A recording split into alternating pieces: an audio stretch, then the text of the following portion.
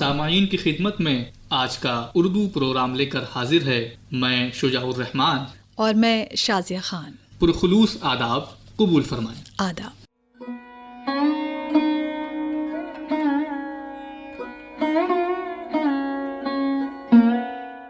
سامعین، آج کی محفل میں ہم آپ کو ایک ایسے بادشاہ کی داستان سنانے جا رہے ہیں جس نے تاج بھی پہنا، غزل بھی کہی، جو تخت پر بھی بیٹھا اور ٹھمری بھی گائی۔ یہ کہانی ہے اس بادشاہ کی جس کی پہچان تلوار نہیں بلکہ ستار تھی، جس کے دربار میں خون کے بجائے رنگ و روشنی جگمگاتی تھی، اور ان کی شاعری میں درد اور محبت کے رنگ ایسے کہ جیسے آم کے رس سے بھری کوئی پکے پھل کی خوشبو۔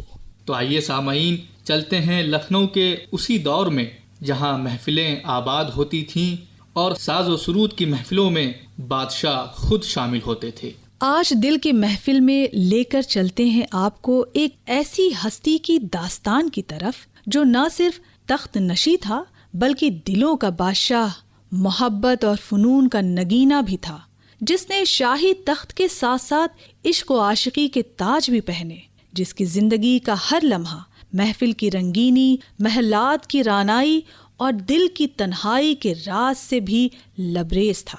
یہ وہ نواب ہے جس کے ہونے سے لکھنؤ کی شامیں جاگ اٹھیں، فضا میں ستار کی تان گونجی، محفل میں کتھک رقص کی تھاپ پہ قدموں کی نرم جھنکار سنائی دی، اور درباروں کی چھتوں سے شام کی سنہری کرنیں پگھل کر راستے میں بچھ گئیں۔ ایک ایسا شاعر، بادشاہ جو موزونیت کے موسموں کا راجا تھا، جسے پکارو تو کبھی افسانہ ملے تو کبھی افسانہ گوئی کی چاشنی اور کبھی جلاوطنی کے اندھیروں میں بھی اپنے احساس کی شمع جلانے والا سورما۔ اس بادشاہ کے عہد میں محبت محفل کی رگوں میں لہو کی مانند دوڑتی تھی، جس کے اشعار میں سلطنت کی آواز بھی اور عاشقانہ دل کی آہ بھی تھی۔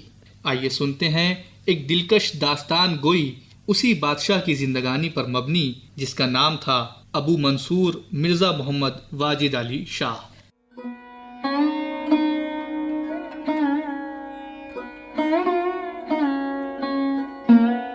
سن 1822 میں اودھ کے آخری تاجدار کی لکھنؤ میں پیدائش ہوئی۔ اس وقت غازی الدین اودھ کے بادشاہ تھے۔ واجد علی شاہ کے لیے ابتدا سے ہی تعلیم و تربیت کا معقول انتظام کیا گیا تھا۔ ان کے استاد و تعلیق امین الدولہ امداد حسن تھے، جن کے نام پر آج بھی لکھنؤ کا خاص بازار امین آباد موجود ہے۔ تحصیل علم کے زمانے میں واجد علی نے مختلف علوم میں مہارت حاصل کی اور ذاتی مطالعے سے اس میں مزید اضافہ کیا۔ انہوں نے شعر گوئی کی ابتدا 18 سال کی عمر میں ہی کر دی تھی۔ باقاعدہ 3 مثنویاں اور پہلا دیوان اپنی ولی عہدی کے زمانے میں ہی مرتب کر لیا تھا۔ والد محترم امجد علی کی تخت نشینی کے بعد 1842 میں وہ ولی عہد نامزد کیے گئے۔ واجد علی کی ادبی اور ثقافتی زندگی کا آغاز ان کے بادشاہ بننے سے بہت پہلے ہی ہو چکا تھا۔ بادشاہ بننے سے بہت پہلے ہی وہ ادیب اور موسیقار بن چکے تھے۔ وہ خود شاعر بھی تھے اور اختر تخلص اختیار کرتے تھے۔ وہ اپنی ٹھمریوں وغیرہ میں اختر پیا تخلص بھی اختیار کیا کرتے تھے۔ حسن پرستی ان کی سرشت میں تھی اور رقص و موسیقی سے ان کو فطری مناسبت تھی۔ ان کے مزاج میں بڑی جدت پسندی تھی جو ان کی نظم و نثر، ڈراموں اور تعمیرات میں بخوبی نمایاں ہوتی ہے۔ ان کے غزل کے چند اشعار ملاحظہ فرمائیں۔ غنچۂ دل کھلے جو چاہو تم، گلشن دہر میں صبا ہو تم، بے مروت ہو بے وفا ہو تم، اپنے مطلب کے آشنا ہو تم، کون ہو کیا تمہیں لکھیں، آدمی ہو پری ہو کیا ہو تم، ہم کو حاصل کسی کی الفت سے، مطلب دل ہو مدعا ہو تم، اسی اختر کے تم ہوئے معشوق، ہنسو بولو اسی کو چاہو تم۔ واجد علی کی شادی 15 سال کی ہی عمر میں نواب یوسف علی خان بہادر سمسام جنگ کی بیٹی سے ہو گئی تھی۔ ولی عہدی کے زمانے میں ہی شاہی قلمدان کی خدمت انہی کے سپرد تھی اور ان کا کام دادخواہوں کی عرضیاں پڑھنا، شاہی احکام نافذ کرنا، شہر اور دوسرے مقامات کی خبروں پر نظر رکھنا اور غلہ و دیگر اجناس کے نرخ معلوم کرنا تھا، اور بقیہ وقت وہ نجی مشاغل میں ہی صرف کرتے تھے۔ 1847 میں والد صاحب کے انتقال کے بعد وہ بادشاہ بنے اور ابو المظفر ناصر الدین سکندر بادشاہ عادل قیصر زماں سلطان عالم کا لقب اختیار کیا۔ بادشاہ کی حیثیت سے واجد علی شاہ نے ہمیشہ عدل و انصاف سے کام لیا اور کوئی قدم ایسا نہیں اٹھایا جس سے رعایا میں کوئی خوف و دہشت پھیلے۔ انہوں نے عام دستور کے برعکس اپنے والد کے زمانے کے بیشتر عہدیداروں کو ان کے عہدوں پر قائم رکھا، بلکہ ان کی تنخواہیں بھی بڑھا دی تھیں اور مراعات میں اضافہ کیا اور رعایا سے ہمیشہ قریب رہنے کی کوشش کی۔ آج کل لکھنؤ میں اے اختر دھوم ہے تیری خوش بیانی کی۔ سلطنت کے عہدے پر فائز ہوئے انہیں 2 ہی سال ہوئے تھے کہ وہ سخت بیمار ہو گئے اور پھر ان کے شفایاب ہونے میں 10 ماہ لگ گئے۔ معالجین نے ان کو تاکید کی کہ وہ انتظام سلطنت کی مصروفیات ترک کر کے اپنا زیادہ تر وقت سیر و تفریح میں گزاریں۔ اس طرح سے انہوں نے اپنے امور سلطنت اپنی نئی بیوی روشن آرا بیگم کے والد نواب علی نقی کو سونپ دی اور خود کتب بینی، شاعری، تصنیف و تالیف اور فنون کی سرپرستی میں مشغول ہو گئے، اور اتنے مشغول ہوئے کہ وقت نے ان کو وہ بنا دیا جس کے لیے وہ آج مشہور یا بدنام ہیں۔ چاک چاک اپنا گریباں نہ ہوا تھا سو ہوا، وحشت دل کا جو سامان نہ ہوا تھا سو ہوا۔ یا خدا دیر میں سامان نہ ہوا تھا سو ہوا، رخ انور سے میں حیران نہ ہوا تھا سو ہوا، کبھی اے زلف پریشان نہ ہوا تھا سو ہوا۔ ظلم و جور اے شب ہجراں نہ ہوا تھا سو ہوا، خانہ گور میں مہمان نہ ہوا تھا سو ہوا۔ چشمہ انصاف سے طوفان نہ ہوا تھا سو ہوا، دل اختر چمنستان نہ ہوا تھا سو ہوا۔ ان کے ہم عصر عبدالحلیم شرر کہتے ہیں، واجد علی کا علمی مذاق نہایت پاکیزہ اور اعلیٰ درجے کا تھا۔ دراصل ان کے 2 ہی ذوق تھے، ایک ادب و شاعری کا اور دوسرا موسیقی کا۔ عربی کے عالم نہیں تھے مگر فارسی میں دم بھر میں 2-2 4-4 بند کی نثریں لکھ ڈالتے تھے۔ یہی حالت نظم کی تھی۔ طبیعت میں اس قدر روانی تھی کہ سینکڑوں مرثیے اور سلام کہہ ڈالے اور اتنی کتابیں نثر و نظم میں تحریر کر ڈالیں کہ ان کا شمار بھی آج کسی کو نہ ہوگا۔ اختر زار بھی ہو مصحف رخ پر شیدا، فال یہ نیک ہے قرآن سے ہم دیکھتے ہیں۔ سامعین، یہ وہ زمانہ تھا جب انگریزوں کی طرف سے سلطنت کے سیاسی اور اقتصادی حالات جان بوجھ کر ہر طرف خراب کیے جا رہے تھے، اور واجد علی شاہ پر بھی یہ الزام تھا کہ انہوں نے اپنی ساری توجہ رہس بازی، پری خانہ اور رقص و سرود کی محفلوں پر مرکوز کر دی ہے۔ ان پر یہ بھی الزام لگایا گیا تھا کہ ان کو گویوں اور خواجہ سراؤں کی صحبت پسند ہے۔ دراصل انگریز صرف وقت کے منتظر تھے اور موقع کی تلاش میں تھے، اور اسی طرح 1856 میں بد انتظامی کا الزام ان پر تھوپ کر ریزیڈنٹ نے ان کو معزول کر دیا اور کلکتہ بھیج دیا۔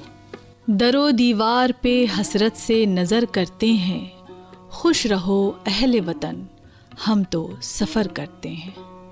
انہوں نے کسی مزاحمت یا خون خرابے کے بغیر دستبرداری اختیار کر لی اور اپنی زندگی کے آخری 31 سال مٹیا برج میں گزار دیے، لیکن لکھنؤ کی تڑپ اور اس کی چاہت ان میں تعمر بنی رہی، جس کو انہوں نے اپنے اشعار کے ذریعے یوں بیان کیا: اللہ اے بتوں ہمیں دکھلائے لکھنؤ، سوتے میں بھی یہ کہتے ہیں ہم ہائے لکھنؤ۔ ایسا ہوا ہوں ہجر میں اس کے نہیں فزار، دیکھے اگر مجھے وہیں شرمائے لکھنؤ۔ آئے نہ میرے پاس تو میں آپ ہی چلوں، مجھ کو خدا کرے کہیں بلوائے لکھنؤ۔ کلکتہ کے حسینوں کو جب دیکھ لیتا ہوں، اس وقت دل میں ہوتا ہے سودائے لکھنؤ۔ اب لٹ گیا ہے کیا رہا دوزخ سے بڑھ کے ہے، اب لٹ گیا ہے کیا رہا دوزخ سے بڑھ کے ہے، رشک بہشت کہتے تھے سب جائے لکھنؤ۔ گلشن عجب بہار کے ہر قصر رشک خلد، گلشن عجب بہار کے ہر قصر رشک خلد، اور گومتی غضب کی ہے دریائے لکھنؤ۔ حور و پری کو رشک تھا ایک ایک شخص پر بے مثل تھے سبھی مہ سیمائے لکھنؤ. مرنے کے بعد بھی نہ مٹے گا جگر سے داغ، جنت میں ہم کو ہوئے گی پروائے لکھنؤ. جب سے ہٹا ہے وہ تہو بالا یہ ہو گیا، جب سے ہٹا ہے وہ تہو بالا یہ ہو گیا، جنت کوئی ضرور تھا بالائے لکھنؤ. ہٹتا نہیں تصور اسباب و ملک و مال، کانوں میں بج رہی ہے وہ شہنائے لکھنؤ. ہر چند لاکھ طرح بھلاتا ہوں یاد کو، اختر پکار اٹھتا ہے دل ہائے لکھنؤ. معزولی کے بعد بھی واجد علی شاہ کا تصنیف و تالیف کا کام جاری رہا، بلکہ یہ دور تخلیقی اعتبار سے ان کے لیے نعمت ثابت ہوا. انہوں نے مختلف موضوعات پر چھوٹی بڑی تقریباً 100 کتابیں لکھیں، جن میں عروض جیسے خشک علم پر بھی 2 رسالے لکھے. کہا جاتا ہے انہوں نے 61 نئی بحریں ایجاد کی اور ان کے نام رکھے. لکھنؤ کے زمانے میں روایتی منظوم کلام کے ساتھ ساتھ انہوں نے سینکڑوں گیت بنائے جو گھر گھر آج بھی گائے جاتے ہیں. انگریزوں کے ذریعے انہیں تخت سے ہٹا دینے پر انہوں نے ایک شوق گیت باب المرا نیہر چھوٹو جائے لکھا، جس کی راگ بھیروی ہے. باب المورا نیہر چھوٹو ہی جائے، 4 کہار مل موری ڈولیا سجاویں، مورا اپنا بیگانہ چھوٹو جائے، باب المورا نیہر چھوٹو ہی جائے. کلاسیکی موسیقی کو آسان اور عام پسند بنانا ان کا ایک بڑا کارنامہ ہے، اور لکھنوی ٹھمری اور بحروں کی مقبولیت انہی کے مرہون منت ہے. ناٹک کے فن پر ان کا احسان موسیقی سے بھی زیادہ ہے. انہوں نے اس فن کو گلیوں سے اٹھا کر محلوں تک پہنچا دیا. انہوں نے ولی عہد کے زمانے میں ہی بڑے شوق سے ایک ناٹک رادھا کنہیا لکھا تھا، جسے اردو کا پہلا ڈرامہ بھی کہا جاتا ہے. انہوں نے رادھا کنہیا کی بھکتی میں کئی رچنائیں لکھی. انہوں نے اپنی مثنویوں افسانہ عشق، دریائے تعشق اور بحر الفت کے رہس تیار کیے، اور ان کو دیکھنے دکھانے کے لیے قیصر باغ، رہس منزل اور دوسری عمارتیں تعمیر کرائیں. واجد علی کی علم دوستی کا پتہ اس بات سے بھی چلتا ہے کہ انہوں نے شاہی کتب خانے کی فہرست بنوائی اور اس میں اضافے کے لیے اشتہار دے دے کر نئی کتابیں منہ مانگے داموں میں خریدیں. واجد علی کو معزولی کے بعد 12 لاکھ روپے سالانہ وظیفہ ملتا تھا. انہوں نے مٹیا برج کو چھوٹا لکھنؤ بنانے کی کوشش کی اور لکھنؤ کی طرز کی عمارتیں بنوائیں. امام باڑہ، رئیس منزل، تمام باغات اور عمارتیں جن سے لکھنؤ کی یادیں وابستہ تھیں، مٹیا برج میں نمودار ہوئیں. مٹیا برج میں ان کی راتیں مشاعروں، مجلسوں اور محفلوں کے لیے وقف تھیں. واجد علی شاہ کے آخری 5 برسوں کی کمائی ان کی مثنوی ثبات القلوب ہے، جس میں ان کی صلاحیتیں کھل کر سامنے آئی ہیں. وہ ایک سچے انسان دوست تھے اور اپنی رعایا کو گلے لگانا جانتے تھے. انہوں نے ہی معاشرے کو آداب کہنا سکھایا، جو آج لکھنؤ کی پہچان بھی ہے. لکھنؤ کے عیش باغ میں ایک میدان رام لیلا کے لیے بھی وقف کیا، جو آج بھی موجود ہے. کہتے ہیں گنگا گھاٹ پر آرتی کی شروعات اور وارانسی کے کاشی وشوناتھ مندر کے دروازے پر شہنائی کا رواج بھی انہوں نے ہی شروع کروایا تھا. وہ ایک ہمہ جہت شخصیت کے مالک تھے. ان کے بارے میں صرف ایک ہی بات یقینی طور پر کہی جا سکتی ہے، اور وہ یہ ہے، اگر وہ بادشاہ نہ ہوتے تب بھی تاریخ ان کو ادب اور فنون لطیفہ کی سرپرستی اور ان میں ان کی عملی شمولیت کے لیے یاد رکھتی. جبکہ دوسری طرف اگر وہ ادیب و فنکار نہ ہو کر صرف بادشاہ ہوتے تو تاریخ کے صفحات میں ان کے لیے صرف چند سطروں سے زیادہ جگہ نہ نکل پاتی. اور اسی طرح سے اس بادشاہ نے ستمبر 1887 کو اس فانی دنیا کو خیر بات کہہ دیا. الفت نے تیری ہم کو تو رکھا نہ کہیں کا، الفت نے تیری ہم کو تو رکھا نہ کہیں کا، دریا کا نہ جنگل کا، سما کا نہ زمین کا. سامعین، وقت کا انصاف بھی کیسا نرالا ہے. سلطنت چھن گئی، دربار اجڑ گیا، تخت و تاج لٹ گئے، مگر نواب واجد علی شاہ کی محفلیں، ان کے رقص، ان کی ٹھمری، ان کی شاعری اور ان کی تہذیب یہ سب دلوں میں آج بھی زندہ ہے۔ ہاں، کہا جاتا ہے وہ بادشاہ نہیں عاشق تھے، حکومت کے نہیں محبت کے، تلوار کے نہیں طبلے کے، اور یہی ان کا جرم تھا کہ وہ سنگ و آہن کے زمانے میں نرمی و نزاکت کے امین تھے۔ وقت کی عدالت نے ان کا تخت چھین لیا، مگر تاریخ نے انہیں ایک اور تخت بخشا، فن کا، موسیقی کا، تہذیب کا، اور وہ تخت ان سے کوئی نہیں چھین سکا۔ بس یہی ہے نواب واجد علی شاہ کی داستان، بادشاہت ختم ہوئی مگر داستان باقی ہے، اور جب تک لکھنؤ کی فضا میں کوئی ساز بجے گا، کوئی ٹھمری گائی جائے گی، واجد علی شاہ کا نام بار بار لیا جائے گا۔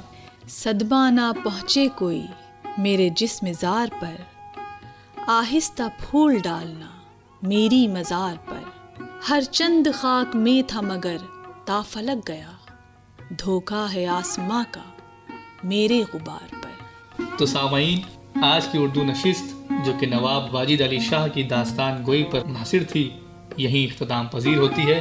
مجھے شجاع الرحمان کو اور شازیہ خان کو اب اجازت دیجیے۔ آداب۔